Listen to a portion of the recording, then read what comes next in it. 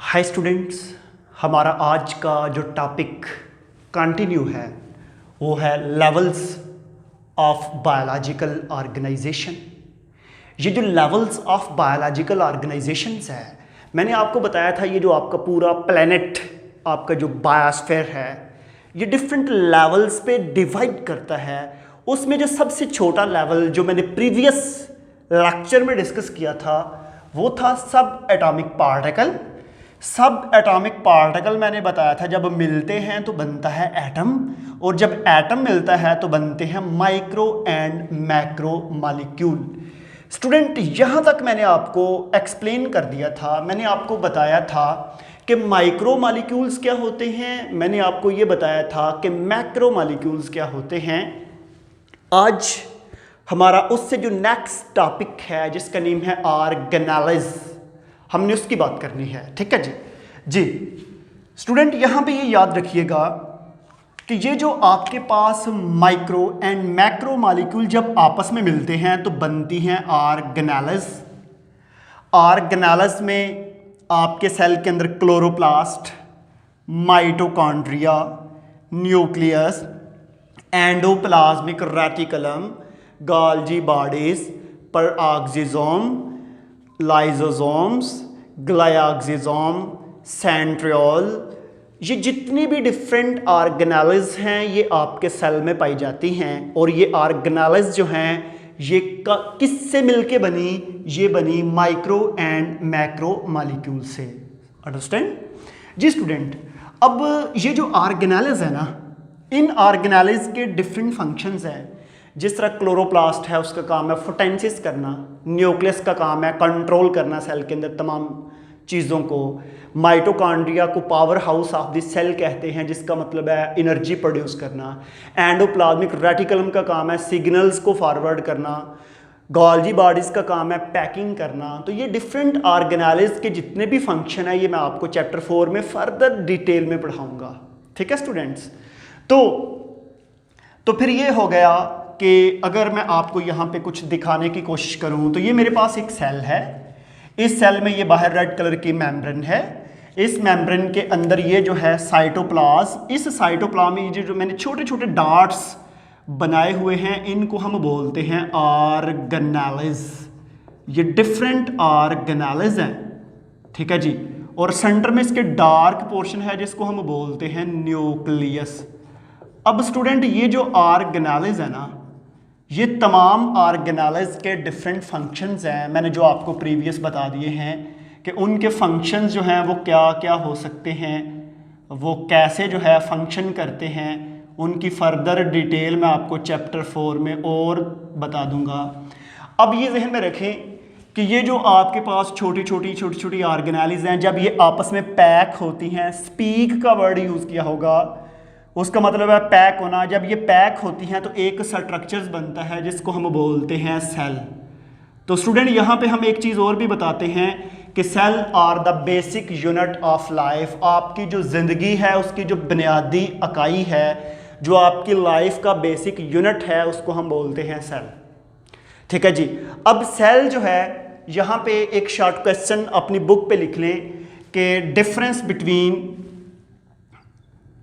Unicellular organism, difference between unicellular and multicellular organism. तो हमारे पास दो तरह के ऑर्गेनिज्म होते हैं। कुछ ऐसे ऑर्गेनिज्म हैं जो एक सेल पे डिपेंड करते हैं, मुश्तमिल हैं। कुछ ऐसे ऑर्गेनिज्म हैं जो बहुत ज़्यादा सेल से मिलके बनते हैं। जैसा कि अगर मैं आपको बताऊं कि आपकी बॉडी में बेशुमार बैक्टीरिया पाए जाते हैं, इसके अलावा बैक्टीरिया और भी आपके बायोस्फीयर के अंदर पाए जाते हैं। इनके अलावा बहुत से प्रोटिस्ट हैं, फाइलम प्रोटिस्टा से बिलोंग करते हैं, जिस तरह हमारे पास अमीबा वगैरह है, या और पैरामीशियम है, या और डिफरेंट प्रोटोजोन्स हैं। वो जितने भी हैं वो ऑर्गेनिज्म एक ही सेल पे पाया जाता है। वो एक सेल का एक ऑर्गेनिज्म है, उसको हम बोलते हैं यूनिसेल्यूलर। कुछ ऐसे हैं जिसको हम बोलते हैं मल्टी सेल्यूलर। ये क्या होते हैं? इसमें एक से ज़्यादा सेल होते हैं, मैनी सेल्स। मिलियन, बिलियंस और ट्रिलियन सेल। जिस तरह मेरी बॉडी है, मेरी बॉडी एक सेल से मिलकर नहीं बनी, इसमें मिलियंस ऑफ सेल्स हैं। तो मुझे फिर क्या कहेंगे? Multi cellular organism. ये जो ऑर्गेनिज्म होते हैं ये ज़रा थोड़े से कॉम्प्लेक्स होते हैं has compare to unicellular organism. यहाँ पे स्टूडेंट एक चीज़ मैं आपको और बता दूँ कि जब भी आप सेल की बात करते हैं तो हम स्टूडेंट को दो तरह के सेल और भी पढ़ाते हैं, बल्कि यहाँ की बजाय मैं यहाँ पे लिख देता हूँ, इजीली आपके लिए विजिबल होगा।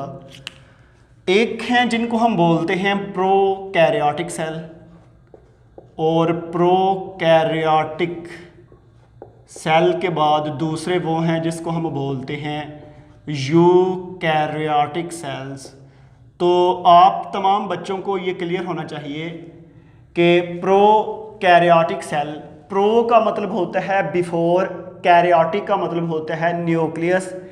ऐसे सेल जिनमें विजिबल न्यूक्लियस नहीं है उनको हम बोलते हैं प्रोकैरियोटिक सेल। और ऐसे सेल, यू का मतलब ट्रू, कैरियोटिक का मतलब न्यूक्लियस, ऐसे सेल जिनमें ट्रू न्यूक्लियस होता है उसको हम बोलते हैं यूकैरियोटिक सेल। तो इस सेल वाले टॉपिक में एक तो आपने शॉर्ट क्वेश्चन लिख लिया, difference between unicellular and multicellular organism, और दूसरा शॉर्ट क्वेश्चन आप ये लिख लें, difference between prokaryotic and eukaryotic cell. ठीक है जी।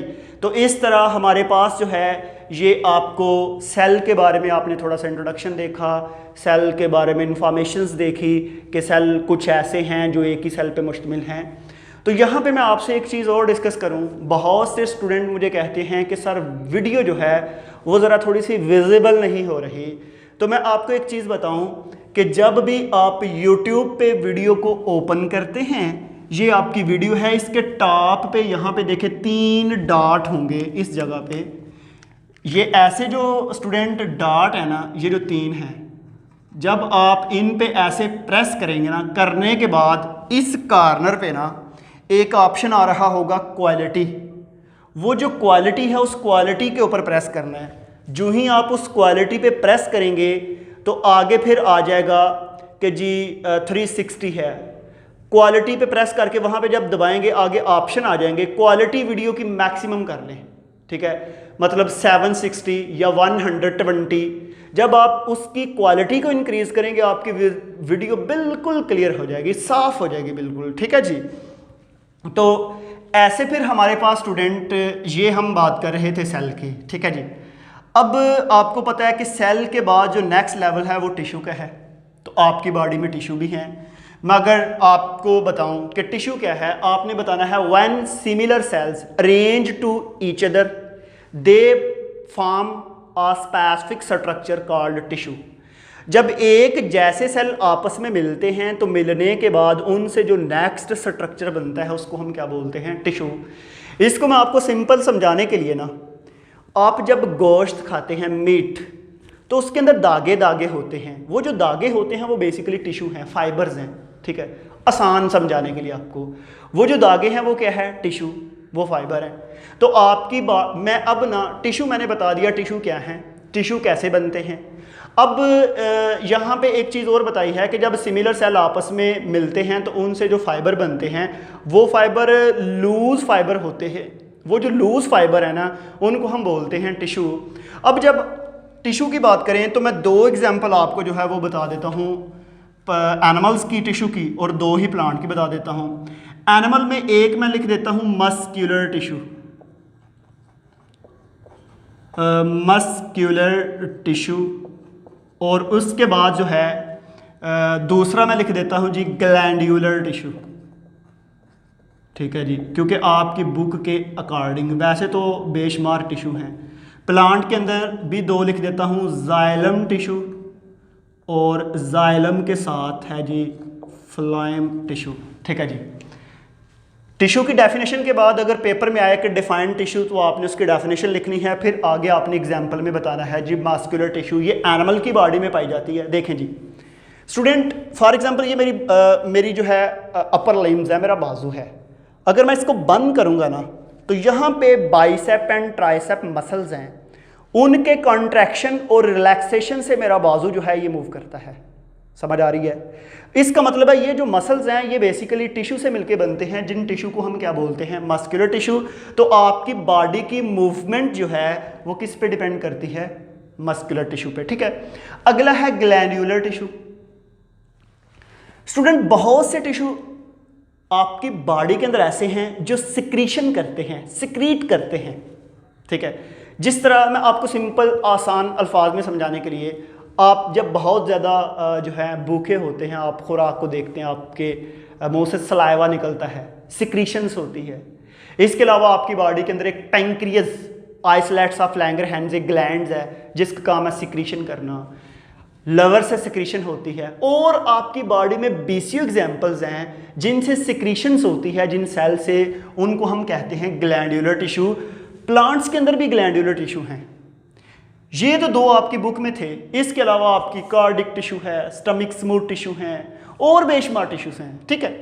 तो नेक्स्ट है जी प्लांट की, हम दो एग्जांपल देख लेते हैं। प्लांट्स के अंदर एक जाइलम टिश्यू है और दूसरा है फ्लोएम।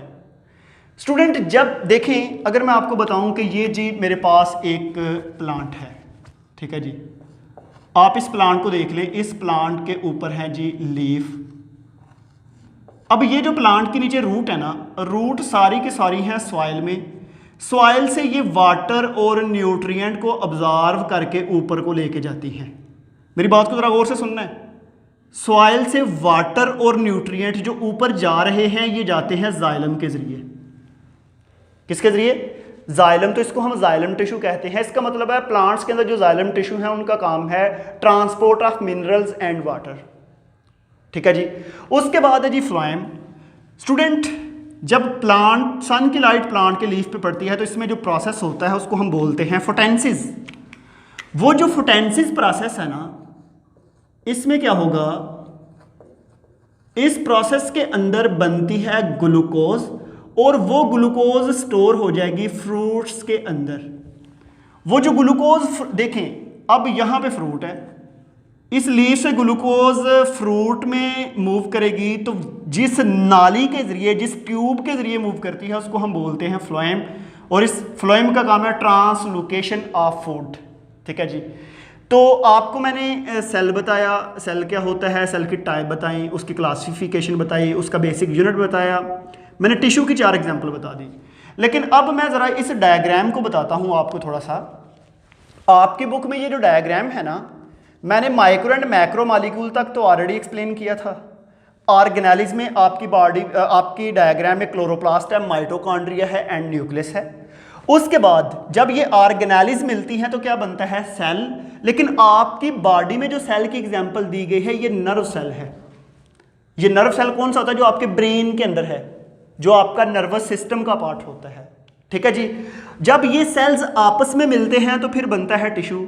अगर आप इस डायग्राम को देखें तो इस तरह के बेशुमार छोटे छोटे सेल आपस में अरेंज हैं। इनको अगर मैं बताऊं आपको कि मेरे पास ये एक नर्व सेल है, एक इधर नर्व सेल है, ये ऐसे अरेंज है नर्व सेल। तो ये जो जब नर्व सेल आपस में मिलते हैं तो फिर ये क्या बन जाता है? टिश्यू। तो टिश्यू के आगे जो है हमारा नेक्स्ट लेक्चर होगा लेवल्स ऑफ बायोलॉजिकल ऑर्गेनाइजेशन को मैंने आपको बताया था कि मैंने 4 लेक्चर में स्प्लिट करना है। 2 लेक्चर मैंने दे दिए हैं, 2 हमारे रिमेनिंग हैं। तो आज के लिए स्टूडेंट